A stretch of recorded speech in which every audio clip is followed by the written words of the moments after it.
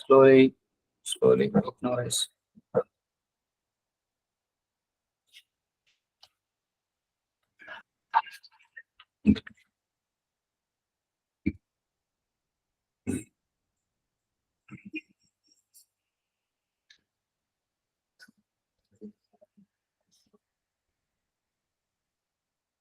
ముందు ప్రతిజ్ఞ చేద్దాం.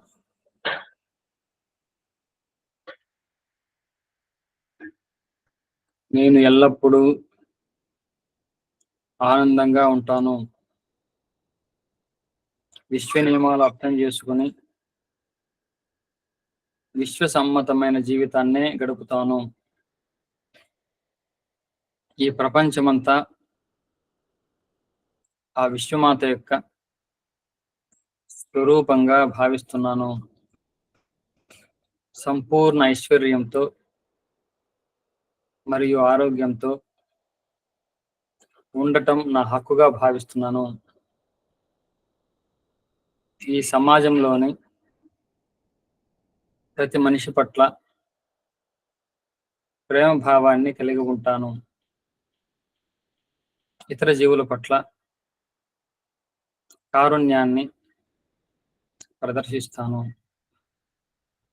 నా లక్ష్యాలను సాధించే శక్తి నాలోనే సంపూర్ణంగా ఉన్నదని విశ్వసిస్తున్నాను. నాకు అన్ని వేళలా సహకరిస్తూ నేను చేసే ప్రతి పనిలోనూ విజయాన్ని అందిస్తున్న విశ్వమాతకు సదా కృతజ్ఞతలు తెలియజేస్తూ ఉంటానని త్రికరణ శుద్ధిగా ఆ విశ్వమాత సాక్షిగా ప్రతిజ్ఞ చేస్తున్నాను.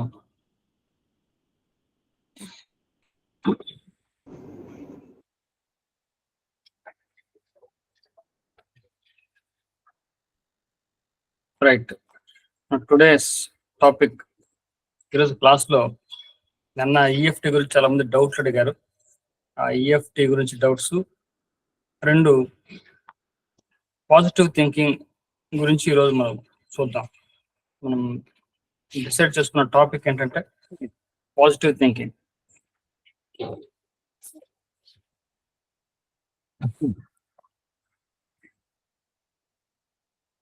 పాజిటివ్ థింకింగ్ చాలా మంది డైలీ లైఫ్లో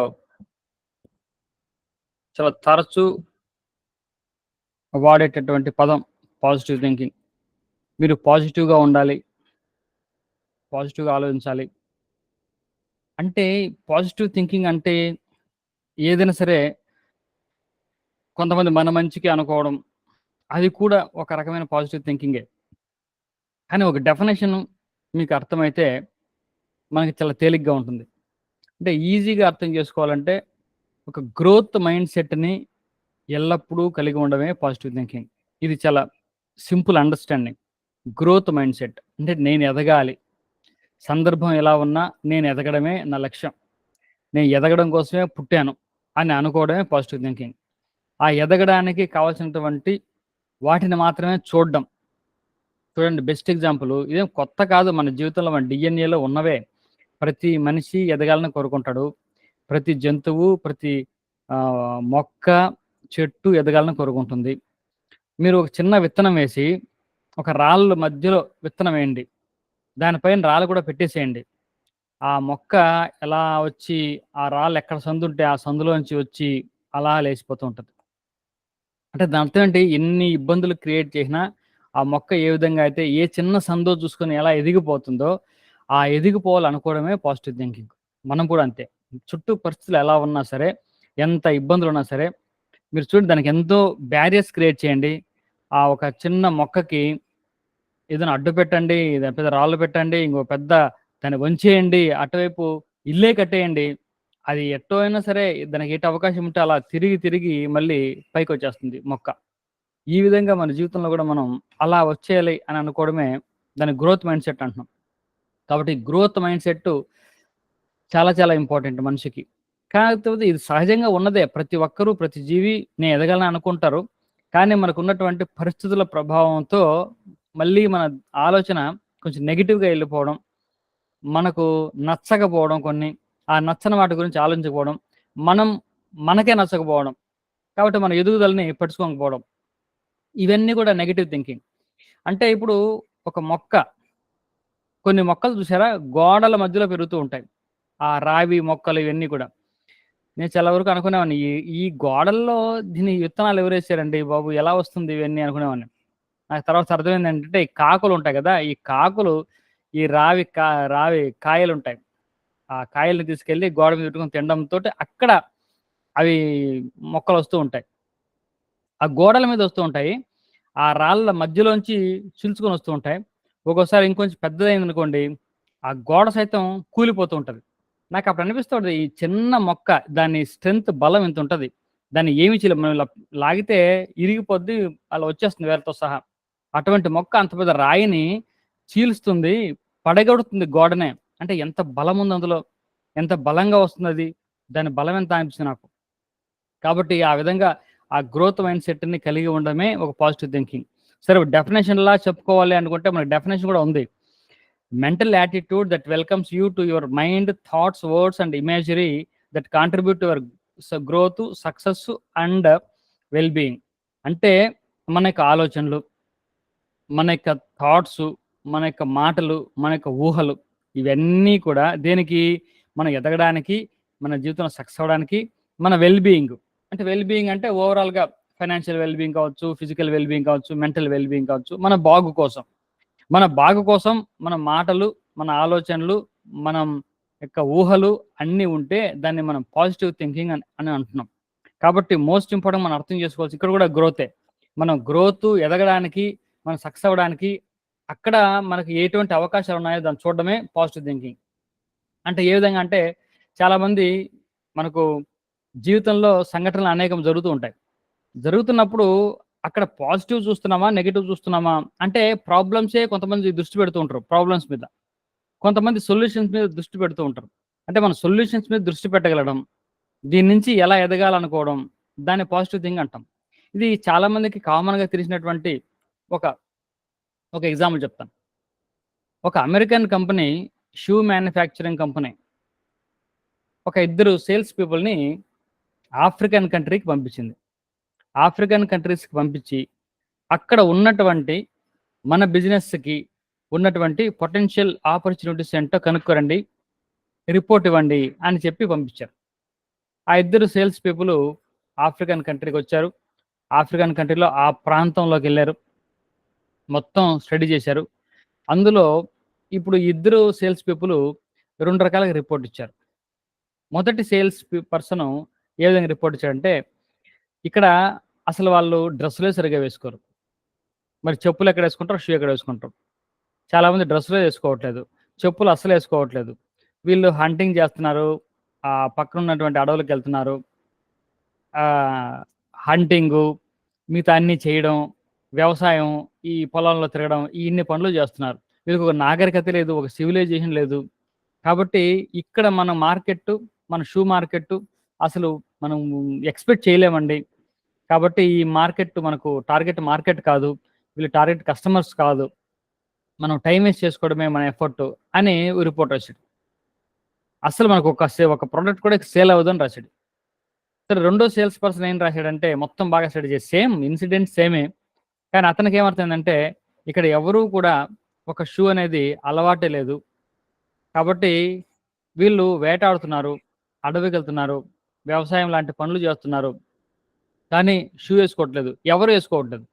కాబట్టి మనకు ఫుల్ మార్కెట్ ఉంది ఇక్కడ, ప్రతి ఒక్కరికి మనం షూ అమ్మే అవకాశం ఉంది. కాబట్టి ఇంతకంటే బెటర్ మార్కెట్ ఉండదు. వేరే ఏ మార్కెట్కి వెళ్ళినా ఆల్రెడీ ఎంతో కొంత షూ వాడుతూ ఉంటారు. ఆ షూ అయిపోతేనో లేకుంటే షూ వాడని వాళ్ళకో మనం షూ అమ్మచ్చు తప్పిస్తే అసలు షూ లేకుండా ఎవరు ఉండరు. ఇక్కడ ఏమంటే ప్రతి పాపులేషన్, ప్రతి ఇంట్లోనూ నలుగురు ఉంటే ఆ నలుగురు కూడా షూ లేకుండానే ఉన్నారు. కాబట్టి ఎంటైర్ పాపులేషన్ మనకు టార్గెట్, ప్రతి ఒక్కరికి షూ అమ్మేయచ్చు మనం. అన్ని రకాల ఏజ్ గ్రూప్స్ ఉన్నాయి, మేల్ ఉన్నారు, ఫీమేల్ ఉన్నారు, అందరికీ ఫుల్ మార్కెట్ అని సేల్స్ పర్సన్ 2 రిపోర్ట్ రాసింది. చూడండి, ఇద్దరు చూసింది ఒకటే మార్కెట్, ఒకటే పీపుల్, ఒకటే దృశ్యాన్ని ఇద్దరు చూశారు. కానీ మొదటి సేల్స్ పర్సన్ ఏమనుకున్నాడు, ఇక్కడ అసలు మార్కెటే లేదనుకున్నాడు, షూ వేసుకునే అలవాటే లేదు ఇక్కడ జనాలకి, అలవాటు లేని చోట మనం ఏమమ్ముతా ఉన్నాడు. రెండోవాడు ఏమనుకున్నాడు అంటే, ఇక్కడ అలవాటు లేకపోతే మనం అలవాటు చేయొచ్చు కదా! అలవాటు చేస్తే అందరికి అలవాటు అవుద్ది. అందరూ కొంటారు కదా! పైగా వేటకెళ్తున్నారు, అడవికెళ్తున్నారు. మనకు ప్రొటెక్షన్ ఉంటది. ఇది మనం చెప్పగలిగితే మనకు ఫుల్ మార్కెట్ ఉంటుంది కదా ఇక్కడ అన్నాడు. అంటే ఇద్దరు పీపుల్ 2 రకాలుగా చూసారు దాన్ని. ఒకటి దాన్నే ఫస్ట్ సేల్స్ పర్సన్ చూసింది నెగెటివ్ థింకింగ్. అంటే ఎక్కడ ఏమి లేదో చూడడం. అంటే సెకండ్ పర్సన్ ఏం చేశాడు? దీన్ని ఎలా చెయ్యొచ్చు? ఎలా ఎదగొచ్చు? ఇక్కడ కూడా మనం ఎలా ఎదగొచ్చు? అని చెప్పడం పాజిటివ్ థింకింగ్. అంటే ఎక్కడైనా ఏ సందర్భంలో సరే మనం ఏ విధంగా ఎదగాలి? ఏ విధంగా దాని నుంచి బయటపడాలి? ఇటు ప్రాబ్లమ్ చూస్తున్నామా? మనం సొల్యూషన్ చూస్తున్నామా? ఈ సొల్యూషన్ చూసే మైండ్ సెట్టే పాజిటివ్ థింకింగ్. ఒకసారి ఒక రైతు తనకు ఒక గాడిద ఉంది. చాలా గాడిదలున్నాయి. అందులో ఒక గాడిద బాగా వయసైపోయినటువంటి గాడిద. దానివల్ల పెద్దగా ఉపయోగం ఏమీ లేదు. అటువంటి గాడిద ఒకసారి ఒక పాత బావి, పాడు పడిపోయిన బావి అంటామే, అటువంటి బావిలో పడిపోయింది. తర్వాత ఈ రైతు చూసాడు, ఇది ఎలాగూ ఉపయోగపడట్లేదు నాకు. దీనికి వయసు ఎలాగో అయిపోయింది. దీనికి ఓ పని చేద్దాం. దీన్ని ఇలాగే మనం మట్టి కప్పేద్దాం. ఎలాగో ఈ బావికి కూడా మట్టి కప్పాలనుకుంటున్నాం. కాబట్టి ఇందులో మట్టేస్తే ఆహ్, గాడిద కూడా ఈ చనిపోద్ది. పోనీలే ఇంక దానివల్ల ఉపయోగం కూడా లేదు. వయసైపోయింది. నాకేం పని చేయట్లేదు అని చెప్పి మట్టిని తీపిచ్చి ఆ బావిలో పోసేస్తున్నాడు. ఈ గాడిద అనుకుంటుంది, అబ్బా! మా యజమాని ఎంత గొప్పోడు. నన్ను ఇక్కడి నుంచి బయటకి తీసుకురావడానికి తాళ్ళు కట్టి ఏమైనా లాగితే నాకేమైనా దెబ్బలు తగులుతాయనుకొని నాకు మట్టి ఇక్కడేస్తున్నాడు. ఈ మట్టిని ఏస్తుంటే కొంత మట్టి దాని మీద కూడా పడుతుంది. దాని మీద మట్టే పడుతుంది. మట్టి పడిన ప్రతిసారి దాన్ని దులుపుకొని మళ్ళీ ఆ మట్టిని ఎగబాక్కుంటూ వస్తుంది. కొద్ది కొద్దిగా మట్టి లెవెల్ పెరిగే కొద్దీ ఒక అడుగు మట్టి పెరిగిందనుకోండి, ఒక అడుగు ఇది కూడా పైకెక్కుతుంది. మళ్ళీ దీనిపైన కూడా మట్టి పడుతుంది. విదిల్చుకొని మళ్ళీ ఇంకొక అర్ధడుగు పైకి లేస్తుంది. ఇలా పైకి వస్తూ ఉంటే సౌండ్ ఏమి రావడంలే. కొద్దిగా బాగా పైకొచ్చిన తర్వాత రైతు చూసాడు. ఏంట్రా సౌండ్ ఏమి రావట్లేదే, ఈ గాడిద ఏమైనా చూస్తే హాయిగా అది ఒక మెట్టు ఎక్కుంటూ ఆ మట్టిలో పడుతుంది కదా! ఆ మట్టి మీదకొస్తూ అలా వచ్చేస్తుందది. ఆ గాడిదేమనుకుంటుందంటే, మా యజమాని నన్ను రక్షించడానికి ఎంత ప్రయత్నం చేస్తున్నాడని గాడిదనుకుంటుంది. మొత్తానికి గాడిద బయటకొచ్చేసింది ప్రాణాలతో. ఈ రైతు ఆశ్చర్యపోయాడు. దీనికి ఇంకా ఆయుష్షు ఉందిలే అనుకున్నాడు. కానీ గాడిద మాత్రం చాలా కృతజ్ఞత ఫీలైంది వాళ్ళ యజమానికి. నన్నెంత అద్భుతంగా కాపాడాడు మా యజమాని అని. ఇది పాజిటివ్ థింగ్ అంటే. అంటే అక్కడ ఉన్నటువంటి సందర్భంలో మనం ఏం ఆలోచన చేస్తున్నాము? అంటే అక్కడ కూడా ఆ మట్టి అనేది ఈ రైతు ఎందుకేసాడు మట్టి? ఏస్తున్నప్పుడు రైతు యొక్క ఉద్దేశ్యం ఏమిటి? అంటే ఇంగ గాడిద చనిపోయినా పర్వాలేదు. ఈ మట్టిలో కలిసిపోనీలే, దానికి వయసైపోయింది అని వాడి ఉద్దేశ్యం. కాబట్టి ఆ మట్టి అనేది కంప్లీట్‌గా ఆ గాడిదకు అంటే మైనస్సే. దాన్ని చంపడానికి రైతు యొక్క ఉపాయం అది. కానీ గాడిద దృష్టిలో ఆ మట్టి ఏమైంది? అంటే ఆహ్, మట్టి ఏసిన ప్రతిసారి ఒక అడుగో మట్టం పెరుగుతుంది కాబట్టి, అది కూడా ఎగబాకుతూ ఆ మట్టం ఎక్కి పైకొచ్చి రాగలిగింది. అంతేగాని ఇప్పుడు నేను చనిపోతాను, మా యజమాని డిసైడ్ అయిపోయాడు అని అనుకుంటే నీరసపడిపోయి డీలా పడిపోతుంది. అది అలా అనుకోలా. సో, ఈ మట్టి కూడా నాకు అవకాశమే.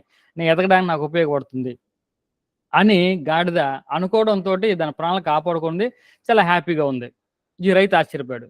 ఇది పాజిటివ్ థింకింగ్ అంటే. ఎప్పటికప్పుడు ఏ సమస్యొచ్చినా అందులో మనం ఎదగడానికి, లేకుంటే దాని నుంచి సమస్య నుంచి ఎస్కేప్ అవ్వడానికి మనకెంతో కొంత ఒక పరిష్కార మార్గం ఉండే ఉంటుంది. ఎప్పుడు ఏ సమస్యొచ్చినా నిన్న క్లాస్‌లో కూడా చెప్పుకున్నాం. ఏ సమస్యొచ్చినా చుట్టూ ఒకసారి చూస్తే మనకు పరిస్థితుల్లో ఖచ్చితంగా ఎక్కడో ఒక చోట మనకు ఆపర్చునిటీ లేకుంటే ఒక సొల్యూషను మనకు ఖచ్చితంగా కనబడుతుంది. దాన్ని చూడాలి అని అనుకోవడమే positive thinking, growth mindset. ఈ గ్రోత్ మైండ్ సెట్ డెవలప్ చేసుకోవడంతోటి అంటే చాలా ఇంపార్టెంట్. ఈ నెగెటివ్ మైండ్ పీపుల్ ఉంటారు చాలామంది. ఈ నెగెటివ్ మైండ్ పీపుల్ వీళ్ళని అవాయిడ్ చేయడం చాలా పెద్ద ఒక టిప్పు.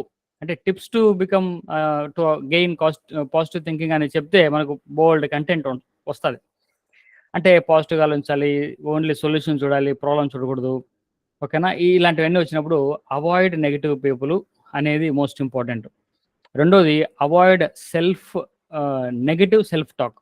నెగెటివ్ సెల్ఫ్ టాక్‌ని ఇమ్మీడియేట్‌గా బంద్ చేయాలి. ఇమ్మీడియేట్‌గా స్టాప్ చేయాలి. ఈ నెగెటివ్ సెల్ఫ్ టాక్ ఏం చేస్తుందంటే మనిషిని నెగెటివ్‌గా చేస్తుంది. ఈ నెగెటివ్ సెల్ఫ్ టాక్ అంటే మనలో మనం దేని గురించి మాట్లాడుకుంటూ ఉంటాం. ఒక విషయం గురించి గాని, ఒక సమస్య గురించి గాని, ఒక గోల్ గురించి గాని, మనలో మనకు ఎటువంటి టాక్ ఉంటుంది సెల్ఫ్ టాక్. చాలా చాలా ఇంపార్టెంట్. మొత్తం మన సబ్జెక్ట్‌లో మొత్తం మోస్ట్ ఇంపార్టెంట్ అంటే సెల్ఫ్ టాక్. నెగెటివ్ సెల్ఫ్ టాక్‌ని ఇమ్మీడియేట్‌గా స్టాప్ చేసుకోవాలి. మనం ఎదగాలనుకుంటే, ఏదైనా గోల్ సాధించాలనుకుంటే ఈ నెగెటివ్ సెల్ఫ్ టాక్ ఎలా తెలుస్తుందంటే, మనకు ఎవరు లేనప్పుడు, మనం మాత్రమే ఉన్నప్పుడు, లేకుంటే బాత్రూంలో ఉన్నప్పుడు, పడుకోబోయే ముందు మనకొచ్చే ఆలోచనలు ఏమిటి? మనకున్నటువంటి గోల్స్ కోసం, ఆ goals regarding about the goal మనం ఎటువంటి ఆలోచన చేస్తున్నాం? అంటే పాజిటివ్‌గా ఉన్నాయా? నెగెటివ్‌గా ఉన్నాయా? నెగెటివ్ సెల్ఫ్ టాక్ మాత్రం చాలా చాలా డేంజర్. దాన్ని ఇమ్మీడియేట్ స్టాప్ చేయాలి. 2 నెగెటివ్ పీపుల్‌తో అసోసియేట్ అవ్వడం. ఇన్నర్ టాక్ పాజిటివ్‌గానే ఉంటుంది గానీ, ఈ నెగెటివ్ పీపుల్‌తో అసోసియేట్ అయితే మాత్రం మనం ఖచ్చితంగా నెగెటివ్ అయిపోతాం. అందులో డౌట్ లేదు. కాబట్టే ఈ మన సబ్జెక్ట్‌లో గూడా ఇటువంటి కాన్సెప్ట్ ఉన్నప్పుడు, మనం ఇటువంటి జర్నీ చేసేటప్పుడు వేరే పీపుల్ తోటి వాళ్ళకి వాల్యూ ఈ సబ్జెక్టు తెలియని వాళ్ళకి మనం దూరంగా అవ్వడమే సేఫు. అటువంటి వాళ్ళతో డిస్కస్ చేయకపోవడము ఇంకా మంచిది. ఎందుకంటే వాళ్ళు మనకున్నటువంటి కాన్ఫిడెన్స్ లెవెల్స్‌ని తగ్గించేస్తారు తప్పిస్తే వాళ్ళ వల్ల ఎటువంటి ఉపయోగం లేదు. ఇక్కడ అలాంటి వాళ్ళు ఎవరంటే మాకది జరిగితే నమ్ముతాము అనేవాళ్ళు వాళ్ళు. మనం ఎటువంటి వాళ్ళంటే మనం నమ్ముతున్నాం కాబట్టి జరుగుతాయి. మనం ముందు నమ్ముతాం. ఆ తర్వాత మనకన్నీ జరుగుతాయి. అటువంటి వాళ్ళు వాళ్ళకి జరిగితే నమ్ముతారు. వాళ్ళకి ఎప్పటికి జరగదు. వాళ్ళు నమ్మలేరు. ఎందుకంటే ఒకప్పుడు నేనే ఎగ్జాంపుల్. నేను కూడా ఈ లా ఆఫ్ అట్రాక్షన్ కాన్సెప్ట్ వచ్చే ముందు సరే చూద్దాం నా జీవితంలో ఏమైనా జరిగితే అప్పుడు నేను నమ్ముతానులే అనుకునేవాడిని. ఏం అవ్వలేదు. ఏం అవ్వలేదు. ఇంత కూడా లేదు. తర్వాత నేనే అనుకున్నా. సరే ఇప్పుడు జరిగితే నమ్ముతానులే అనుకోని నమ్మకుండా ఉన్నాం. ఇంతవరకు నమ్మకం లేకుండా ఉన్నాం. సాధించింది ఏమీ లేదు. ఇప్పుడు నమ్మితే ఇప్పుడేమవుద్ది? నాకేం నష్టం ఏంటి ఇప్పుడు నమ్మితే? నాకెవడన్నా అవమానమా ఒకటే? సరే ఇవన్నీ ఉన్నాయని నమ్ముదాం. ఈ అట్రాక్షన్ అయన్నీ పనిచేస్తాయని నమ్ముతాను. నమ్మితే ఏమవుతదో చూద్దాం. నమ్మడం ప్రారంభించేసినాం. నమ్మడం ప్రారంభం చేసినటువంటి తర్వాత నాకు అద్భుతాలు జరిగాయి. ఆ తర్వాత నమ్మడం ఆటోమేటిక్‌గా స్టార్ట్ అయింది. కాబట్టి నమ్మకంలో ఉంటది. ఈ నెగెటివ్ పీపుల్ ఏం చేస్తారంటే మన నమ్మకాన్ని పాడు చేస్తారు. కాబట్టి నెగెటివ్ పీపుల్ తోటి ఎప్పుడు కూడా జాగ్రత్తగా ఉండండి. వాళ్ళకు దూరంగా ఉండండి. ఈ నెగెటివ్ పీపుల్ ఎలాంటోళ్ళంటే కొన్ని కప్పలు ఒకసారి వెళ్తున్నాయి. వెళ్తూ అందులో ఒక కప్ప ఒక చిన్న గొయ్యి తీశారు. 2 అడుగుల గొయ్యి. అందులో పడిపోయింది. అందులో పడిపోతే దానికి ఎగరడానికి ప్రయత్నం చేస్తుంది. అది 2 అడుగులు ఉంది గదా! ఒక కప్ప కెపాసిటీ అక్కడి నుంచి అంత హైట్ ఎగరడం కష్టం. ఈ ఈ కప్ప ఏదో ప్రయత్నం చేస్తుంది. ఆగు ఎందుకు ఊరికే ప్రయత్నం చేస్తావు? మేమేదో పరిష్కారం ఆలోచిద్దాంలే గాని అని మిగిలిన కప్పలన్నీ చుట్టూ చేరి ఆగు అని చెప్తున్నాయి. పైగా ఆ గోతిలో పడిపోయినటువంటి కప్ప ఉంది గదా! ఆ కప్పకి చెవుడు కప్ప దానికేం వినపడదు. ఈ పైన ఉన్నటువంటి కప్పలన్నీ ఆగు ఊరికే ఎనర్జీ ఎందుకు వేస్ట్ చేసుకుంటావు? నువ్వు పోతావు, చచ్చిపోతావు. ఊరికే ఎగరకు. అది మనం ఎగిరికొని బయటకొచ్చేంత డిస్టెన్స్ ఏం కాదు. 1 ఫీటు అయితే ఈజీగా ఎగురుతాం. 2 ఫీట్ ఉంది. ఆగు అని చెప్తున్నాయి. ఈ కప్పకి చెవుడు కప్ప కదా! వీళ్ళు చెప్పే మాటలేమి వినపడట్లేదు. వినపడకపోతే అవి గట్టిగా అరుస్తున్నాయి. ఇది ఎగురుతుంది. అంటే వాళ్ళేమన్నా ఎంకరేజ్ చేస్తున్నారేమో అనుకుని ఇది ఎగురుతుంది. వాళ్ళు ఇంకా గట్టిగా అడుగుతున్నారు. "నీకేమైనా బుద్ధి జ్ఞానం ఉందా? ఎగరకు. నీ ప్రాణాలు పోతాయి. ఊరికే టైం వేస్ట్ చేసుకోకు. శక్తి వృధా చేసుకోకు" అని వాళ్ళు అరుస్తున్నారు. అని వాళ్ళు ఇంకా ఎక్సైట్‌మెంట్‌తో అరిచే కొద్దీ ఈ కప్పకి ఇంకా ఉత్సాహం ఎక్కువైపోయింది.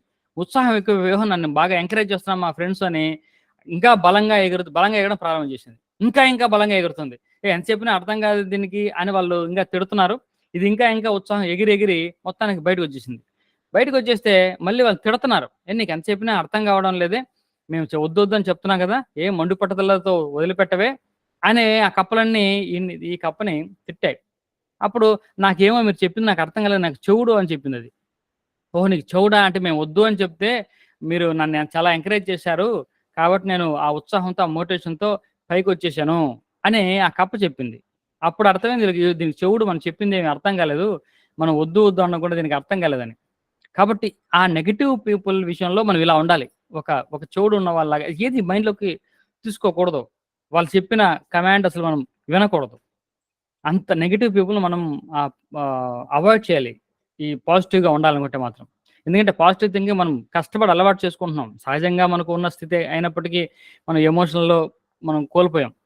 అలవాటు చేసుకున్నాం. అలవాటు చేసుకున్నది ఈజీగా వీళ్ళతో ఎళ్ళిపోతుంది. అంత ఈజీగా పాడు చేసేయగలరు నెగెటివ్ పీపుల్. కాబట్టి నెగిటివ్ పీపుల్కి మాత్రం మనం కొంచెం అవాయిడ్ చేయాలి. తర్వాత ఇప్పుడు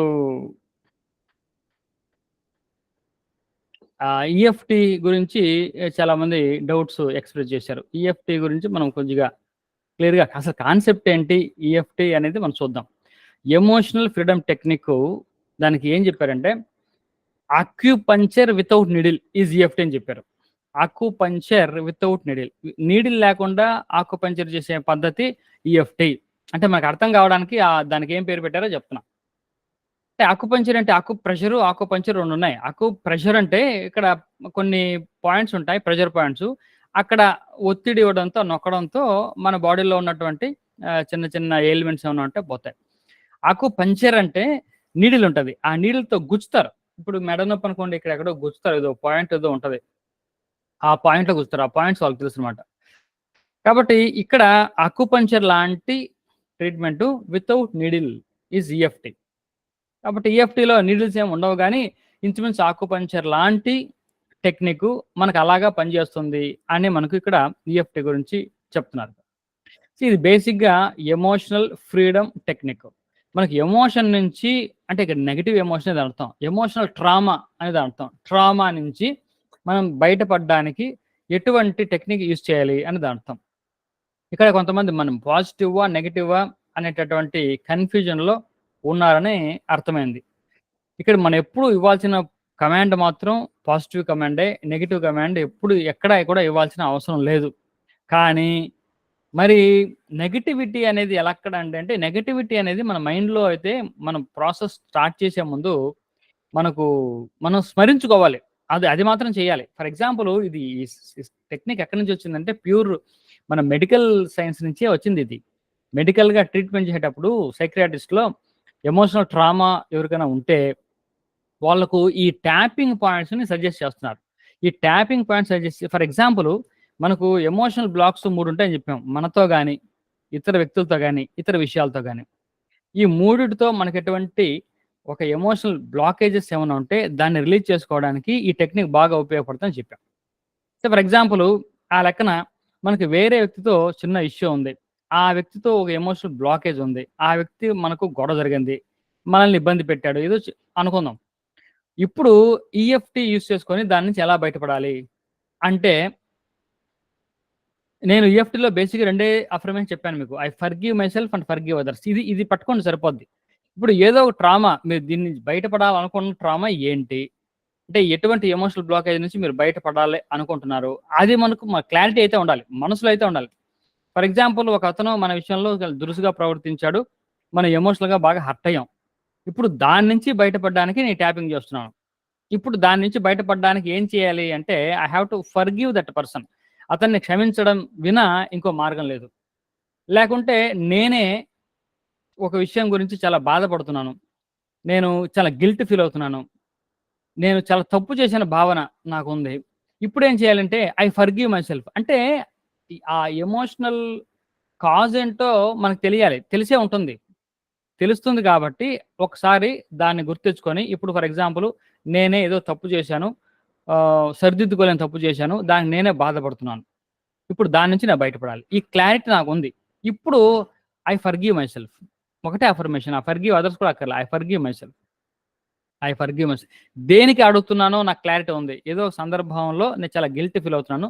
ఆ గిల్ట్ నుంచి నేను బయటికి రావాలి. నాలో ఉన్నటువంటి ఇది పోవాలి అని దాని అర్థం. లేకుంటే వేరే వాళ్ళ విషయంలో మనం చెప్పాలంటే I forgive others. I forgive others అన్నప్పుడు నీకు స్పెసిఫిక్‌గా ఒక పర్సన్ పేరు చెప్పినా నష్టం లేదు. I forgive Subbarao. I forgive Subbarao.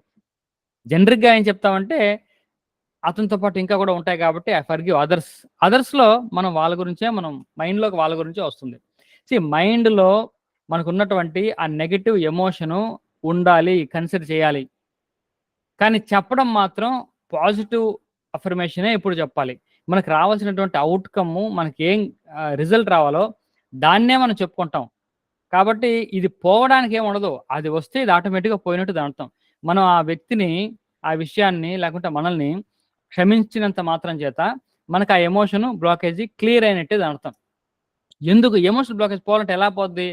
దాన్ని మనం పాజిటివ్ ఒక క్షమాగుణంతోనే మనం పోగొట్టుకుంటూ ఉంటాం. అది చెప్పినప్పుడు ఆటోమేటిక్గా దానికి సంబంధించిన ఎమోషన్ క్లియర్ అవుతుంది. ఆ బ్లాక్స్ ఆటోమేటిక్గా పోతాయి ఈఎఫ్టీలో. కాబట్టి ఇక్కడ 2 అఫర్మేషన్స్ ఏం మనం చెప్పాల్సిన అవసరం లేదు. అంటే ఒకటి ఐ రిలీజ్ దిస్ ఎమోషన్ అని చెప్పక్కర్లా. Whenever I say I forgive the other person, I am releasing that emotion. దాంట్లోనే ఉంది. నీ ఫర్గివింగ్‌లోనే అతన్ని ఆ ఎమోషన్, నెగెటివ్ ఎమోషన్ బయటకు పంపించడం ఉంది.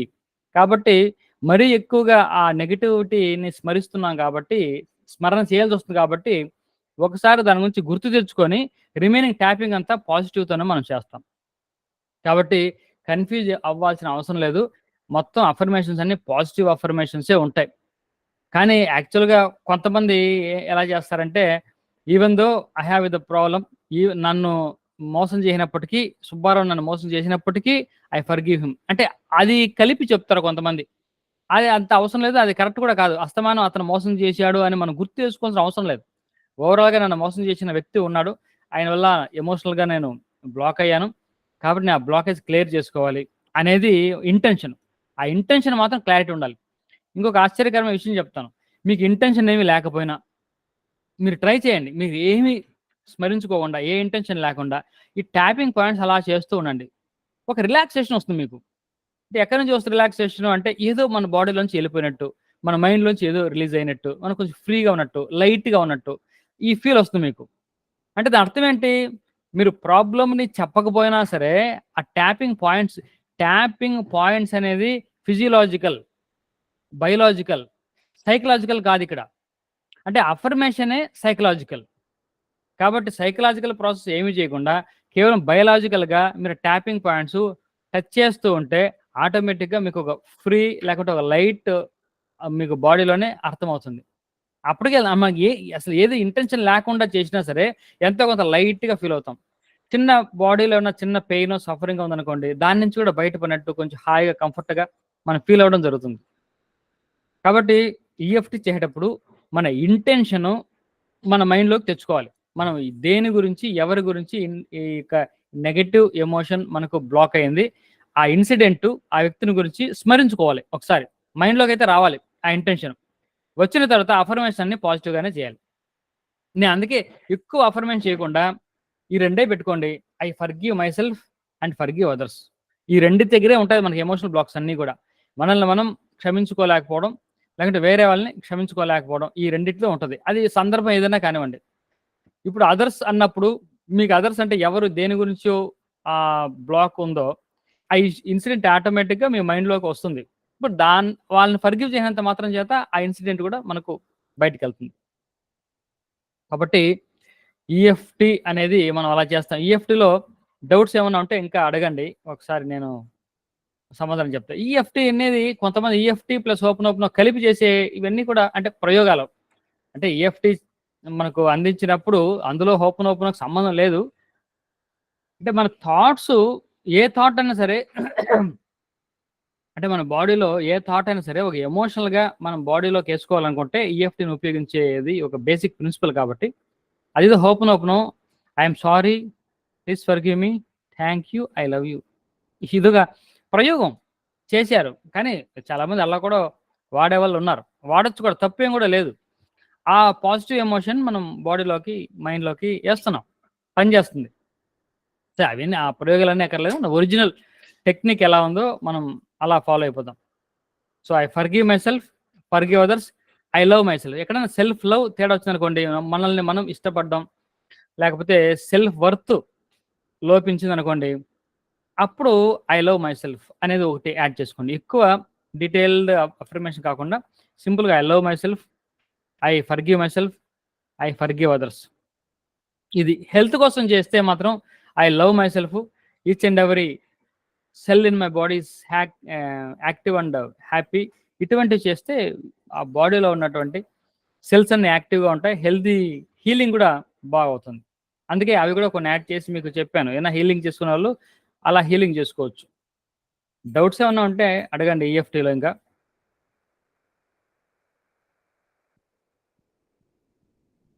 సో, ఈరోజు మన టాపిక్ పాజిటివ్ థింకింగు, దాని గురించి డౌట్స్ ఉన్న అడగండి. టాపిక్ అయితే ఓవరు. నెక్స్ట్ రేపు చూద్దాం. రేపే లాస్ట్ ఐ థింక్. మీరు ముందు డౌట్స్ ఏమన్నా అడిగితే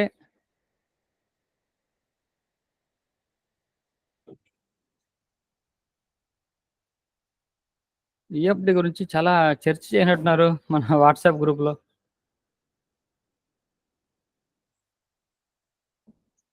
ఏమన్నా మాడుతున్నారా? నాకేమైనా వినపట్లేదా?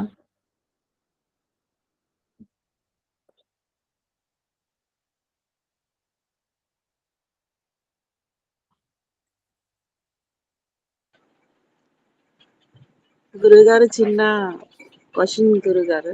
చెప్పండి. మనము రామనామం చేస్తే చక్రాస్ అన్ని యాక్టివేట్ అవుతాయి అని చెప్పారు కదా, అంటే అన్ని ఈక్వల్ గా ఉంటాయా స్వామి? అది ఇప్పుడు ఈ చక్రాస్ని మూడు భాగాలుగా డివైడ్ చేశారు. అంటే ఈ మూలాధారము, స్వాధిష్టానము ఇవన్నీ కలిపి కింద అంటే అగ్ని స్థానంలో ఉంటాయి, అగ్ని ప్రధానంగా. తర్వాత సూర్య అనాహత ఇవన్నీ కూడా సూర్యుడు యొక్క స్థానాలుగా చెప్తారు. ఇది చంద్రస్థానం, ఇది అని చంద్రస్థానం. ఇప్పుడు రా ఆ మా అంటే అందులో 3 అక్షరాలు ఉన్నాయి. రా ఆ రకారము, అకారము, మకారం. ఈ రకారం చెప్పినప్పుడు కింద ఉన్నటువంటి చక్రాలు, అకారం చెప్పినప్పుడు మధ్యలో ఉన్నటువంటి చక్రాలు, మకారం చెప్పినప్పుడు ఇక్కడ పైన ఉన్నటువంటి చక్రాలు అవి యాక్టివేట్ అవుతాయి. పైగా ఒక బ్యాలెన్స్డ్గా యాక్టివేట్ అవుతాయి. సైడ్ ఎఫెక్ట్లే ఉండవు.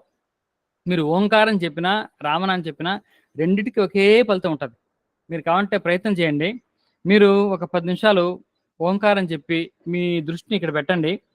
ఓంకారం చెప్పినా మీకు ఇక్కడ కదలికలు ఉంటాయి, రామనామం చెప్పినా కదలికలు ఉంటాయి. కానీ మీరు ఒక చిన్న ఎక్స్పెరిమెంట్ చేస్తే రామనామం చెప్పినప్పుడు కదలికలు బ్రహ్మాండంగా పుష్కలంగా ఉంటాయి ఓంకారం కంటే. మీరు ఓంకారం 1/2 గంట చెప్తే వచ్చే కదలికలు రామనామం ఒక 7 నిమిషాలు చెప్తే మీకు కదలికలు వస్తాయి. ఇక్కడ కదలికలు ఉన్నాయి అంటే ఇక్కడ ఆజ్ఞా చక్రం ఎందుకు కదలికలు అంటే మిగతా అన్ని చక్రాలని కంట్రోల్ చేసే ఒక డ్రైవింగ్ సీటు ఈ చక్రం. కాబట్టి పీనియల్ గ్లాండే మిగతా గ్లాండ్స్ అన్నిటిని కూడా కంట్రోల్ చేస్తుంది. ఈ పీనియల్ గ్లాండే మిగతా గ్లాండ్స్ అన్నిటికీ కూడా ఎనర్జీని ఇస్తుంది.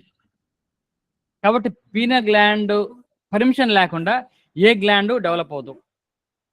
మనం కింద మూలాధారాన్ని యాక్టివేట్ చేయాలన్నా దానికి ఎనర్జీ ఇచ్చేది పీనియల్ గ్లాండే. కాబట్టి పీనియల్ గ్లాండ్ యాక్టివేట్ అయితే మిగతా అన్ని ఆటోమేటిక్గా యాక్టివేట్ అవుతాయి. అందుకే కొంతమంది లమ్ లమ్ అని ఒక మూలాధారాన్ని, ఇంకొక బీజాక్షరంతో ఒక చక్రాన్ని, రకరకాల బీజాక్షరాలతో అఫర్మెంట్లో చక్రాలను యాక్టివేట్ చేస్తారు. అది రిస్కే ఎప్పుడు కూడా. ఎందుకంటే ఒకటి ఎక్కువ తక్కువ కూడా అయ్యే అవకాశాలు ఉంటాయి. ఆ జోలికి వెళ్లకుండా మనం త్రూ పీనల్ గ్లాండ్ వెళ్తే అది కరెక్ట్ అప్రోచ్. ఎందుకంటే అన్నిటికీ ఎనర్జీ ఇవ్వాల్సింది పీనల్ గ్లాండ్. కాబట్టి ఆ పీనల్ గ్లాండ్ యాక్టివేట్ అయితే అన్నిటికీ ఈక్వల్ డిస్ట్రిబ్యూషన్ వెళ్తూ ఉంటుంది. మనకి ఏది ఎక్కువ తక్కువ తెలియదు కదా. కాబట్టి అది రైట్ అప్రోచ్ ఆల్వేస్. ఈ అన్ని చక్రాలన్నీ కూడా యాక్టివేట్ అవుతూ ఉంటాయి. మనకు తెలిసేది ఒకటే, ఇక్కడ జరిగే కదలికలు బట్టే మనకు తెలుస్తుంది ఇక్కడ ఏదో జరుగుతుంది యాక్టివేషన్ ప్రాసెస్ అని. అంటే ఆ ప్రాసెస్ కరెక్ట్ గా ఉంటే మనకి ఏమి ఉండదు కదా సార్, ప్రాబ్లం ఏమి? ఏదండి? అంటే తాడై దగ్గర మూమెంట్ ఉన్నప్పుడు అంటే అన్ని చక్రాలు ఈక్వల్ గా ఉన్నాయి. ఈక్వల్ గా ఉన్నప్పుడు మనకి హెల్త్ ఇష్యూస్ అలా ఏమి ఉండవు కదా? అవును అవును. ఓకే. అంటే మనం ఇక్కడ నుంచి యాక్టివేట్ చేయడము రైట్ అప్రోచ్. ఎందుకంటే అన్నిటికీ ఎనర్జీ ఇచ్చేది ఈ చక్రం కాబట్టి, ఈ గ్లాండే మిగతా గ్లాండ్స్ కన్నిటికి ఎనర్జీ ఇస్తుంది కాబట్టి దీని ద్వారా యాక్టివేట్ చేసుకోవడం రైట్ అప్రోచ్. రెండో అప్రోచ్ కూడా ఉంది. ఇప్పుడు కొంతమంది ఓన్లీ మూలాధారాన్ని మాత్రం యాక్టివేట్ చేస్తారు.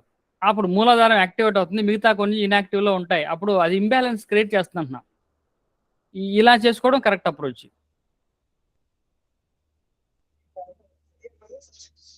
గురుగారు నమస్తే అండి. నమస్తే. గురుగారు ఏదైతే ఫస్ట్ ఈఎఫ్టీ ట్యాపింగ్ ఏదైతే చేశానో ఆ రోజు కొద్దిగా నాకు ఎందుకనో ఫస్ట్ టైం చేసిన రోజు అంతా కూడా ఎందుకనో అదొక రకమైన డిసప్పాయింట్. చాలా చాలా అంటే ఎన్ని రోజులు ఉన్నదానికన్నా కూడా ఫస్ట్ టైం ఈఎఫ్టీ ట్యాపింగ్ చేసిన రోజంతా కూడా ఎందుకన్నా డిస్టర్బెన్స్ గానే అనిపిస్తుంది. ఓకే, ఇప్పుడు అలా మీ ప్రాసెస్ ఎలా చేశారు? అంటే మీరు అంటే నేను చేశాను. ఒకవేళ నేను అది ఏదైనా బయటికి వెళ్ళడం వల్ల అలా అనిపించిందా, లేకపోతే ఎందుకు అనిపించిందో తెలియదు. కానీ ఆ రోజు అంతా కొద్దిగా డిస్టర్బెన్స్ అనిపించింది నాకు. Okay okay. ఇంకా తర్వాత అంతా అనిపించింది. ఓకే తర్వాత గురుగారు ఈ రోజు మిమ్మల్ని కలవాలంటే ఎప్పుడు కలవాలి? ఈ రోజా ఈ అంటే నేను రోజు ఆల్రెడీ ఫోన్లో ఉన్నాను. ఓకే ఓకే అంటే నేను ఇటు వాడపల్లి వెళ్తున్నాను గురుగారు. Okay okay right right right నేను ఇప్పుడు 7:30కి అట్లా నేను గూడెం వచ్చేస్తాను. ఓకే ఇప్పుడు అందుబాటులో మీరు ఉంటాను రమ్మంటే కనుక ఉంటాను మార్నింగ్ 7:30కి ఈరోజు ఉంటాను. ఈరోజు కొంచెం సెలవే కాబట్టి అందుబాటులో ఉంటాను. నాకు రాగానే నాకు ఫోన్ చేయండి. నేను గురుగారు స్టేషన్ కి అంటే నెంబర్ కొద్దిగా వాట్సాప్ లో అంటే గ్రూప్ లో పెడతారా లేకపోతే ఓకే ఓ పని చేయండి, మీరు నాకు స్టేషన్కి వచ్చి ఫోన్ చేయండి, నేను వస్తానులేండి, దగ్గరే పర్లేదు.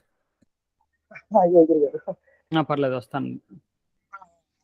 థ్యాంక్స్ గురుగారు. అది నెంబర్ ఒకసారి నాకు చేస్తాను.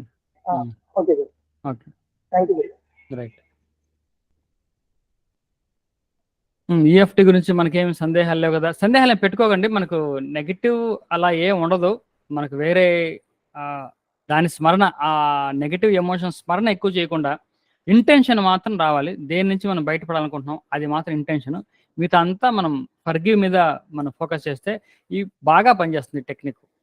అందుకే forgive my self, forgive others కంటే ఎక్కువ ఆఫర్మేషన్లు ఈఎఫ్టీలో పెట్టకండి.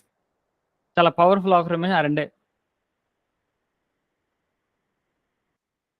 తర్వాత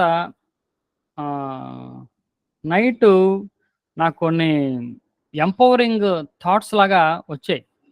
అంటే ఎంపవరింగ్ థాట్స్ అంటే టైం తగ్గించి ఎక్కువసేపు ఒక లెంతీగా క్లాస్ చెప్పడం కాకుండా తక్కువ టైంలో ఎక్కువ లెర్నింగ్ ఇచ్చే empowering thoughts, money empowering thoughts కొన్ని ఎందుకో నాకు స్ట్రైక్ అయినాయి.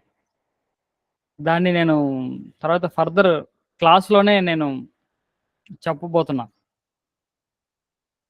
అంటే ఎంపవరింగ్ థాట్స్ అంటే మీకు అర్థం కావాల్సింది ఏంటంటే ఆ క్లాస్కి అటెండ్ అవ్వడానికి బేసిక్గా ప్రాసెస్ మీద నమ్మకం ఉండాలి, ప్రాసెస్ బాగా తెలిసి ఉండాలి. లా ఆఫ్ అట్రాక్షన్, హోపనోపనో లేకుంటే ఈఎఫ్టీ ఇవన్నీ కూడా బాగా తెలిసి సబ్జెక్ట్ అర్థం చేసుకొని సబ్జెక్ట్లో ఒక ట్రస్ట్, ప్రాసెస్లో ఒక ఫెయిత్ ఉన్న వాళ్ళకి ఒక ఎంపవరింగ్ థాట్స్ ఇవ్వడం నాకు చాలా తేలిక. అంటే నా ఉద్దేశం ఏంటంటే మైండ్కి ఒక చిన్న థాట్ ఇవ్వాలనుకుంటే దానికి 21 days 7 days ప్రాక్టీస్ అవసరం లేదు అని నేను నమ్ముతున్నా. అంటే ప్రొవైడెడ్ మనం కొంత సంకల్ప శక్తి, కొంత మినిమం, మనం అల్టిమేట్గా ఏం అక్కర్లా, కొంత సంకల్ప శక్తి డెవలప్ అయితే చాలా తేలిగ్గా ఉంటుంది. అంటే నేను చెప్పింది మీకు ఇంకా ఏం అర్థం కావట్లేదు, నాకు అర్థమైంది. అంటే ఎవరైతే ఈ ప్రాక్టీస్ చేస్తూ ఉండి కొంత గొప్ప సంకల్ప శక్తి ఉందో వాళ్ళకి ఎక్కువ టైంలో మనం చెప్పాల్సినటువంటి కాన్సెప్ట్ని నేను 1 hourలో చెప్పే ప్రయత్నం చేస్తున్నాను.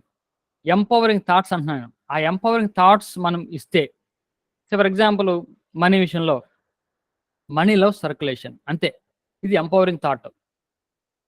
మనీ సర్క్యులేషన్ ఇష్టపడుతుంది, మనీ సర్క్యులేషన్ ఇష్టపడుతుంది, ఈ పాయింట్ తీసుకోవాలంతే. దీనికి లేకుంటే మనీకి ఇంకా మళ్ళీ పెద్ద క్లాసు థియరీ అన్నీ లేకుండా డైరెక్ట్ యాక్షనబుల్ పాయింట్స్ కొన్ని ఉన్నాయి మనీ విషయంలోనే. అది నేను ఇంకా క్లాస్ తీసుకొని ఆ క్లాస్లో ఆ ఎంపవరింగ్ థాట్స్ చెప్దామని డిసైడ్ అయ్యాను. ఇంకా మరి థియరీ అసలు ఉండదు, లా ఆఫ్ అట్రాక్షన్ అంటే ఏంటి డెఫినేషన్ ఉండదు, ప్రాసెస్ ఉండదు, ఏమీ ఉండదు, ఓపెన్ అంటే ఏమి ఉండదు. ఓన్లీ ఎంపవరింగ్ థాట్స్ మైండ్లోకి వేసేయడమే.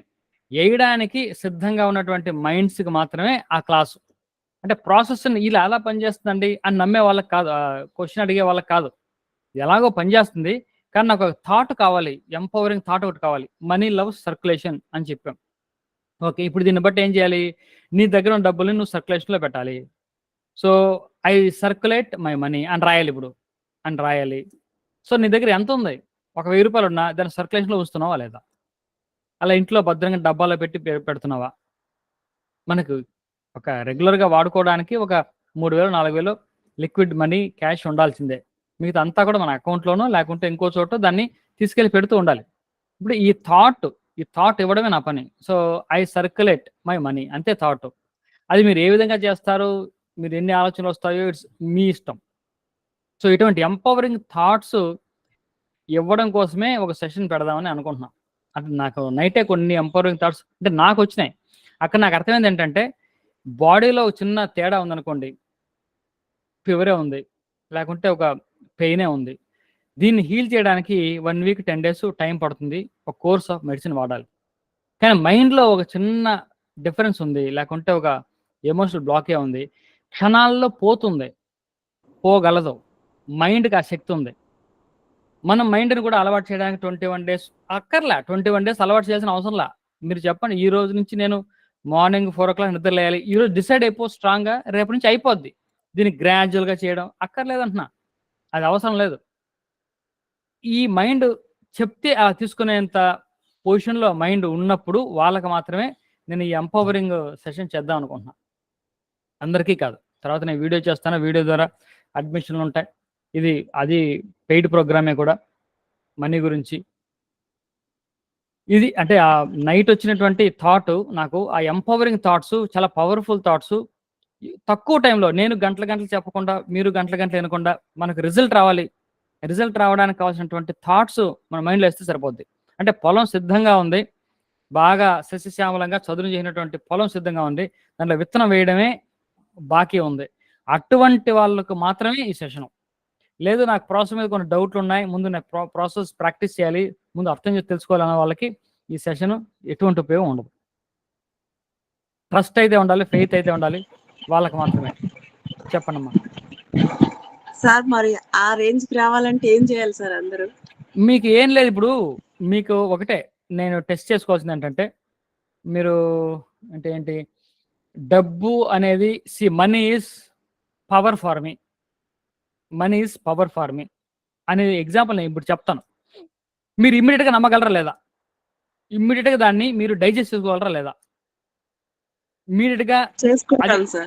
అంతే, అదే కావాల్సిన క్వాలిటీ అదే. నేను చెప్పిన పాయింట్ అది ఇమ్మీడియట్గా. అంటే మీరు విశ్లేషణ చేసి ఒక 10 days money is power for me, money is power అని రోజు అఫర్మేషన్ రాసి గ్రాడ్యువల్గా దాన్ని ఓకే మనీ ఈజ్ పవర్ అని మనం నమ్మే విధంగా, ఆ ప్రాసెస్లో ఉన్న వాళ్ళకి కాదు ఇది. మనీ ఈజ్ పవర్ అని నేను చెప్పిన వెంటనే మీరు నమ్మగలిగే వాళ్ళు ఇమ్మీడియట్గా అంతే, it will become your belief right now. మీ నమ్మకం ఇప్పటికే అయిపోద్ది. Money is peace. ఇంకోటి చెప్పా, మనీ ఈజ్ పీస్ అంటాను. అంటే మనీ వల్ల శాంతి వస్తుంది. కానీ ఆలోచన చేసి శాంతి ఎలా వస్తుంది, అశాంతి వస్తుంది కదా, ఇబ్బంది వస్తుంది కదా, మనీ ఉంటే ఇన్సెక్యూరిటీ వస్తుంది కదా. No, money is peace. నమ్ముతావా లేదా? నమ్ము. I believe money is peace. రాసేయి, బుక్ మీద రాసేయి. అంటే మైండ్కి నువ్వు ఇలా చేసి నమ్ము, money is peace, that's it. Discussion లేదు, ఆర్గ్యుమెంట్ లేదు. Money is peace, money is power, money is God. ఇది నమ్ము నువ్వు అని నువ్వు ఇట్లా కమాండ్ చేస్తే నేను మైండ్ అలాగే అండి నమ్ముతాను. ఇది ఉండాలి.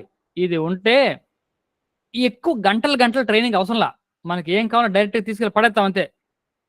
ఇది ఎంపవరింగ్ థాట్స్ అంటాం. ఆ ఎంపవరింగ్ థాట్స్ బయటికి వెళ్ళి వేసేయడమే, పొలంలో వేసేయడమే. మళ్ళీ దానికి ప్రాసెస్ చేసి 21 days అలవాటు చేసి అఫర్మేషన్స్ ఎందుకు అంటే అంత మైండ్ వీక్గా ఉందా అంటే నేను దాన్ని తక్కువ చేయట్లే. కొంతమంది ఎలిమెంట్లో వాళ్ళు రాసుకుంటారు, వాళ్ళు రాసుకొని గ్రాడ్యువల్గా వాళ్ళు అలవాటు చేస్తారు.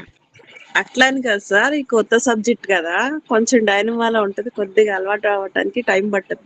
అదే చెప్తున్నా. అందుకే ఈ ఎంపవరింగ్ సెషన్ అందరికీ కాదంటున్నా, అందరికీ కాదు, 90% పీపుల్కి సంబంధం లేని సబ్జెక్ట్ ఇది. అందుకే వివరంగా చెప్తున్నాను.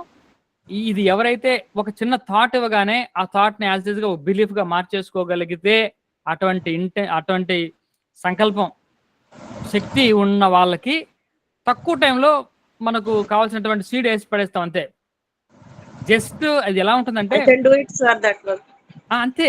ఇప్పుడు చెప్పినట్టు చేసుకోవడమే. ఈ చెప్పడంలో కూడా నా వైబ్రేషన్ నేను షేర్ చేస్తాను. అంటే మీకు ఎటువంటి డైలమా లేకుండా జస్ట్ ఆ చెప్పిన వెంటనే you open your doors for abundance. Doors ఇప్పుడు తీసేయండి అంతే, అయిపోయింది, ఓపెన్ చేసాం. ఈవెన్ ఇప్పుడే కూడా you do it right now నేను అంటున్నా. ఇప్పుడు ఆ సెషన్ ఇలాగే ఉంటుంది, you do it right now. Me doors ఇప్పుడు ఓపెన్ చేసేయండి.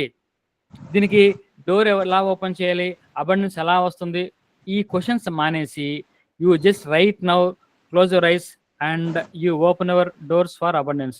I opened it right now. రావడం అనేది రేపు రావచ్చు, ఎల్లుండి రావచ్చు, 10 days తర్వాత రావచ్చు. నువ్వు ఓపెన్ చేయడం రైట్ నౌ జరగాలంటున్నా. నీ డోర్ ఓపెన్ చేయడానికే వారం రోజులు, 10 రోజులు, లేకుంటే 21 days ప్రాసెస్ అవసరంలా. ఇప్పుడు నేను చెప్పిన పాయింట్ మీరు యాక్చువల్గా తీసుకోండి. ఈ రోజే కూడా మీ ఇది నేను చెప్పిన పాయింట్ ఒక బిలీఫ్ అయితే ఇంబైబ్ అయిపోతే మైండ్లో అరిగిపోతే ఈ రోజే కూడా మీకు ఆ రిజల్ట్ కనబడచ్చు. ఈ open your doors for abundance right now. Open చేసేయండి. No barriers. ఎటువంటి థాట్స్ దాన్ని అడ్డుకోవడం లేదు. ఓపెన్ చేసేయడం అంటే ఓపెన్ చేసేయడమే. ఇంత డైనమిక్గా మనం ఉండగలిగితే మనకు ఎక్కువ ప్రాక్టీస్ అక్కర్లేదు, ఎక్కువ మెయింటైన్ కూడా అక్కర్లా. మనం సంకల్పాన్ని దీనికి ఇన్వెస్ట్మెంట్గా పెడుతున్నాం. రైట్ నౌ చేయగలరా? Just all of you close your eyes please. Just close your eyes. Relax. Relax. Good morning. Take a deep breath. Just a minute. Take a deep breath.